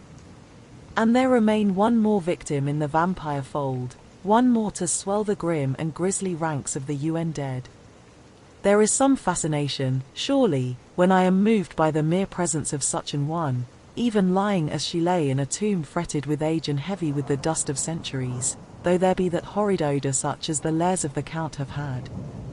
Yes, I was moved, I, Van Helsing, with all my purpose and with my motive for hate, I was moved to a yearning for delay which seemed to paralyze my faculties and to clog my very soul. It may have been that the need of natural sleep, and the strange oppression of the air were beginning to overcome me. Certain it was that I was lapsing into sleep, the open-eyed sleep of one who yields to a sweet fascination, when there came through the snow-stilled air a long, low wail, so full of woe and pity that it woke me like the sound of a clarion. For it was the voice of my dear Madam Mina that I heard. Then I braced myself again to my horrid task, and found by wrenching away tomb-tops one other of the sisters, the other dark one. I dared not pause to look on her as I had on her sister, lest once more I should begin to be enthralled, but I go on searching until, presently, I find in a high great tomb as if made to one much beloved that other fair sister which, like Jonathan I had seen to gather herself out of the atoms of the mist. She was so fair to look on, so radiantly beautiful, so exquisitely voluptuous, that the very instinct of man in me, which calls some of my sex to love and to protect one of hers, made my head whirl with new emotion. But God be thanked, that soul wail of my dear Madam Mina had not died out of my ears, and, before the spell could be wrought further upon me, I had nerved myself to my wild work. By this time I had searched all the tombs in the chapel, so far as I could tell, and as there had been only 3 of these dead phantoms around us in the night, I took it that there were no more of active dead existent. There was one great tomb more lordly than all the rest, huge it was, and nobly proportioned. On it was but one word: Dracula. This then was the dead home of the king vampire, to whom so many more were due. Its emptiness spoke eloquent to make certain what I knew. Before I began to restore these women to their dead selves through my awful work, I laid in Dracula's tomb some of the wafer, and so banished him from it, dead, forever. Then began my terrible task, and I dreaded it. Had it been but one, it had been easy, comparative. But 3. To begin twice more after I had been through a deed of horror, for if it was terrible with the sweet Miss Lucy, what would it not be with these strange ones who had survived through centuries, and who had been strengthened by the passing of the years, who would, if they could, have fought for their foul lives? Oh, my friend John, but it was butcher work, had I not been nerved by thoughts of other dead, and of the living over whom hung such a pall of fear, I could not have gone on. I tremble and tremble even yet, though till all was over, God be thanked, my nerve did stand. Had I not seen the repose in the first place, and the gladness that stole over it just ere the final dissolution came, as realization that the soul had been won, I could not have gone further with my butchery. I could not have endured the horrid screeching as the stake drove home, the plunging of writhing form, and lips of bloody foam. I should have fled in terror and left my work undone. But it is over. And the poor souls, I can pity them now and weep, as I think of them placid each in her full sleep of death for a short moment ere fading. For, friend John, hardly had my knife severed the head of each, before the whole body began to melt away and crumble into its native dust, as though the death that should have come centuries ago had at last assert himself and say at once and loud, I am here. Before I left the castle I so fixed its entrances that never more can the Count enter their dead. When I stepped into the circle where Madam Mina slept, she woke from her sleep, and, seeing me, cried out in pain that I had endured too much. Come, she said, come away from this awful place. Let us go to meet my husband who is, I know, coming towards us. She was looking thin and pale and weak, but her eyes were pure and glowed with fervor. I was glad to see her paleness and her illness, for my mind was full of the fresh horror of that ruddy vampire sleep. And so with trust and hope, and yet full of fear, we go eastward to meet our friends, and him, whom Madam Mina tell me that she know are coming to meet us. Mina Harker's journal. The 6th of November. It was late in the afternoon when the professor and I took our way towards the east whence I knew Jonathan was coming. We did not go fast, though the way was steeply downhill, for we had to take heavy rugs and wraps with us. We dared not face the possibility of being left without warmth in the cold and the snow. We had to take some of our provisions, too, for we were in a perfect desolation, and, so far as we could see through the snowfall, there was not even the sign of habitation. When we had gone about a mile, I was tired with the heavy walking and sat down to rest. Then we looked back and saw where the clear line of Dracula's castle cut the sky, for we were so deep under the hill whereon it was set that the angle of perspective of the Carpathian Mountains was far below it. We saw it in all its grandeur, perched 1,000 feet on the summit of a sheer precipice, and with seemingly a great gap between it and the steep of the adjacent mountain on any side. There was something wild and uncanny about the place. We could hear the distant howling of wolves. They were far off, but the sound, even though coming muffled through the deadening snowfall, was full of terror. I knew from the way Dr. Van Helsing was searching about that he was trying to seek some strategic point, where we would be less exposed in case of attack. The rough roadway still led downwards, we could trace it through the drifted snow. In a little while the professor signaled to me, so I got up and joined him. He had found a wonderful spot, a sort of natural hollow in a rock, with an entrance like a doorway between two boulders. He took me by the hand and drew me in. "See," he said, "here you will be in shelter, and if the wolves do come I can meet them one by one." He brought in our furs, and made a snug nest for me, and got out some provisions and forced them upon me. But I could not eat. To even try to do so was repulsive to me, and, much as I would have liked to please him, I could not bring myself to the attempt. He looked very sad, but did not reproach me. Taking his field glasses from the case, he stood on the top of the rock, and began to search the horizon. Suddenly he called out, "Look! Madam Mina, look! Look!" I sprang up and stood beside him on the rock. He handed me his glasses and pointed.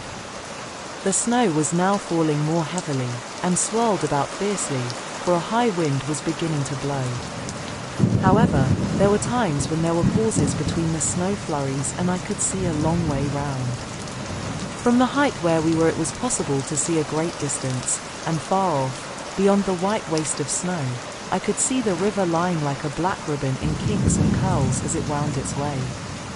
Straight in front of us and not far off, in fact, so near that I wondered we had not noticed before, came a group of mounted men hurrying along. In the midst of them was a cart, a long lighter wagon which swept from side to side, like a dog's tail wagging, with each stern inequality of the road. Outlined against the snow as they were, I could see from the men's clothes that they were peasants or gypsies of some kind. On the cart was a great square chest.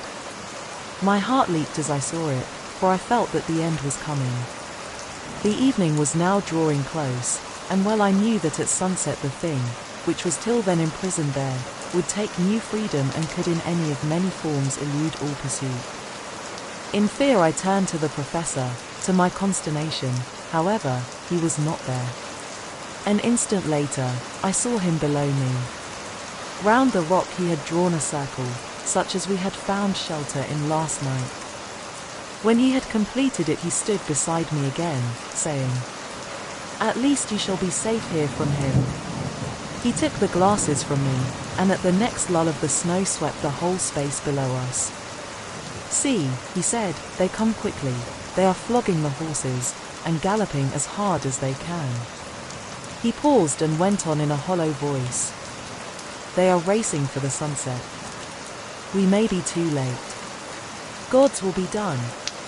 Down came another blinding rush of driving snow, and the whole landscape was blotted out. It soon passed, however, and once more his glasses were fixed on the plain. Then came a sudden cry. "Look! Look! Look! See, two horsemen follow fast, coming up from the south. It must be Quincy and John. Take the glass. Look before the snow blots it all out." I took it and looked. The two men might be Dr. Seward and Mr. Morris. I knew at all events that neither of them was Jonathan. At the same time I knew that Jonathan was not far off. Looking around I saw on the north side of the coming party two other men, riding at breakneck speed.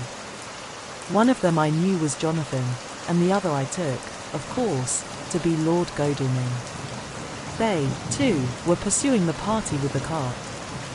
When I told the professor, he shouted in glee like a schoolboy, and, after looking intently till a snowfall made sight impossible, he laid his Winchester rifle ready for use against the boulder at the opening of our shelter. "They are all converging," he said. "When the time comes we shall have gypsies on all sides." I got out my revolver ready to hand, for whilst we were speaking the howling of wolves came louder and closer. When the snowstorm abated a moment, we looked again. It was strange to see the snow falling in such heavy flakes close to us, and beyond, the sun shining more and more brightly as it sank down towards the far mountain tops. Sweeping the glass all around us, I could see here and there dots moving singly and in twos and threes and larger numbers. The wolves were gathering for their prey. Every instant seemed an age whilst we waited. The wind came now in fierce bursts, and the snow was driven with fury as it swept upon us in circling eddies. At times we could not see an arm's length before us, but at others, as the hollow-sounding wind swept by us, it seemed to clear the airspace around us so that we could see afar off. We had of late been so accustomed to watch for sunrise and sunset, that we knew with fair accuracy when it would be, and we knew that before long the sun would set. It was hard to believe that by our watches it was less than an hour that we waited in that rocky shelter before the various bodies began to converge close upon us. The wind came now with fiercer and more bitter sweeps, and more steadily from the north.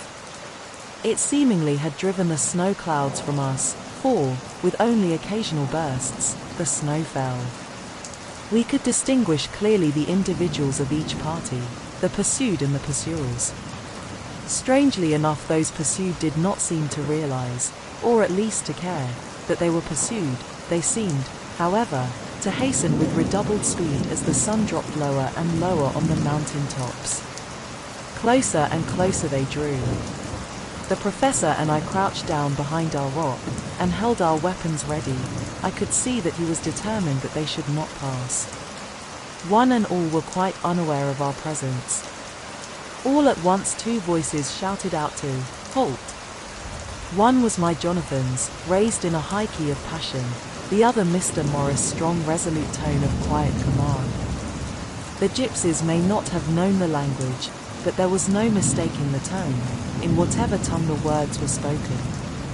Instinctively they reined in, and at the instant Lord Godalming and Jonathan dashed up at one side and Dr. Seward and Mr. Morris on the other.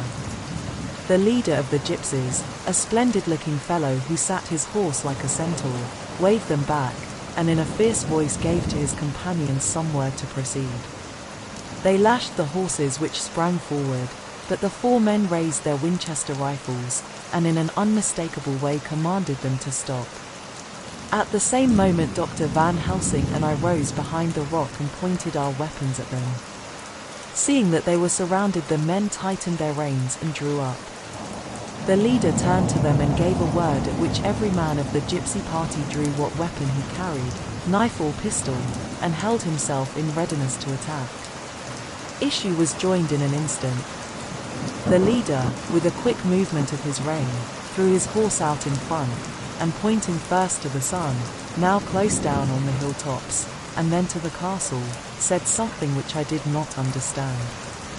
For answer, all four men of our party threw themselves from their horses and dashed towards the cart.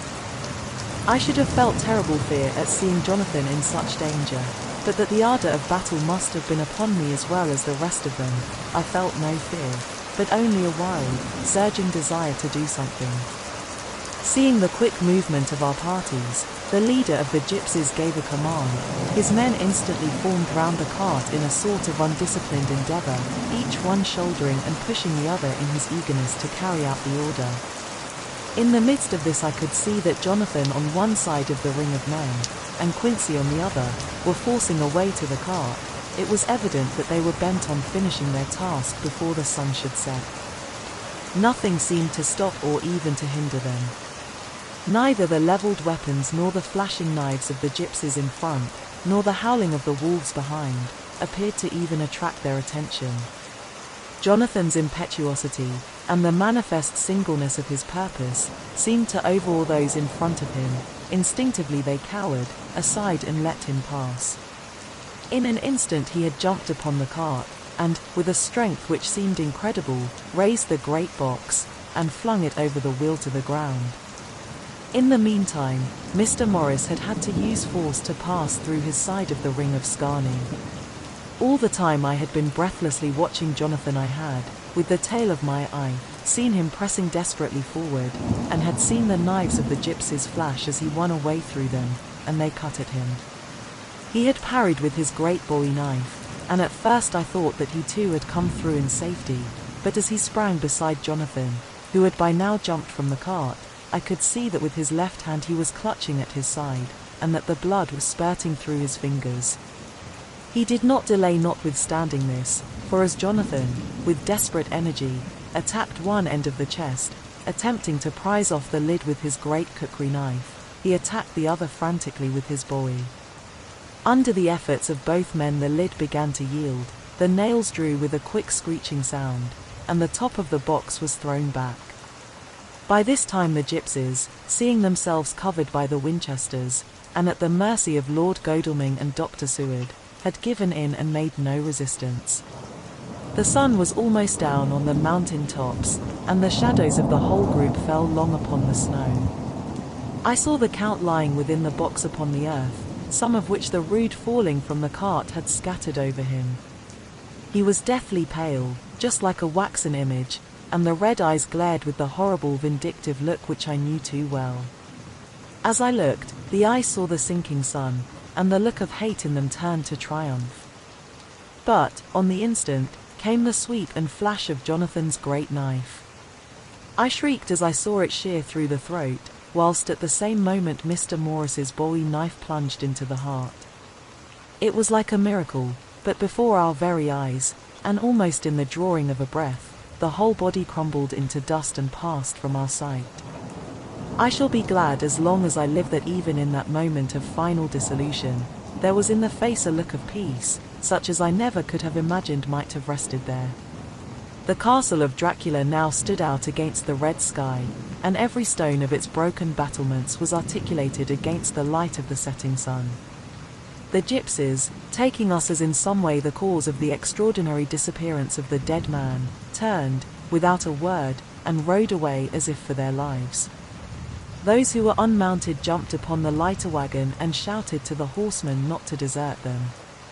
The wolves, which had withdrawn to a safe distance, followed in their wake, leaving us alone. Mr. Morris, who had sunk to the ground, leaned on his elbow, holding his hand pressed to his side, the blood still gushed through his fingers. I flew to him, for the holy circle did not now keep me back, so did the two doctors. Jonathan knelt behind him and the wounded man laid back his head on his shoulder. With a sigh he took, with a feeble effort, my hand in that of his own which was unstained. He must have seen the anguish of my heart in my face, for he smiled at me and said, "I am only too happy to have been of any service." "Oh, God," he cried suddenly, struggling up to a sitting posture and pointing to me, "it was worth for this to die. Look! Look!" The sun was now right down upon the mountain top, and the red gleams fell upon my face, so that it was bathed in rosy light.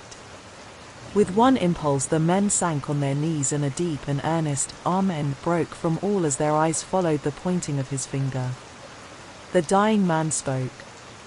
"Now God be thanked that all has not been in vain. See! The snow is not more stainless than her forehead. The curse has passed away." And, to our bitter grief, with a smile and in silence, he died, a gallant gentleman. Note: 7 years ago we all went through the flames, and the happiness of some of us since then is, we think, well worth the pain we endured. It is an added joy to Mina and to me that our boy's birthday is the same day as that on which Quincy Morris died. His mother holds, I know, the secret belief that some of our brave friend's spirit has passed into him. His bundle of names links all our little band of men together, but we call him Quincy. In the summer of this year we made a journey to Transylvania, and went over the old ground which was, and is, to us so full of vivid and terrible memories. It was almost impossible to believe that the things which we had seen with our own eyes and heard with our own ears were living truths. Every trace of all that had been was blotted out. The castle stood as before, reared high above a waste of desolation.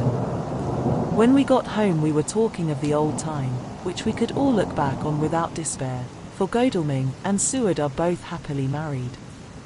I took the papers from the safe where they had been ever since our return so long ago. We were struck with the fact that in all the mass of material of which the record is composed, there is hardly one authentic document, nothing but a mass of typewriting, except the later notebooks of Mina and Seward and myself, and Van Helsing's memorandum. We could hardly ask anyone, even did we wish to accept these as proofs of so wild a story. Van Helsing summed it all up as he said, with our boy on his knee. We want no proofs, we ask none to believe us. This boy will some day know what a brave and gallant woman his mother is. Already he knows her sweetness and loving care. Later on he will understand how some men so loved her, that they did dare much for her sake. Jonathan Harker. The End.